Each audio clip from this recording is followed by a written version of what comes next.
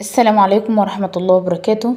ازيكم حبايبي قلبي، عاملين ايه؟ معكم ايمان طه من قناة اطبخها بسهولة. النهاردة هعمل معكم القرص الطرية الفلاحي.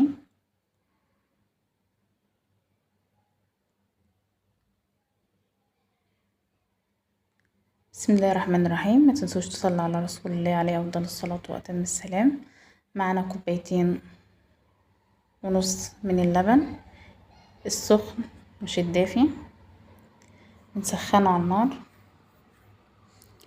هنحط عليه علبة من الزبادي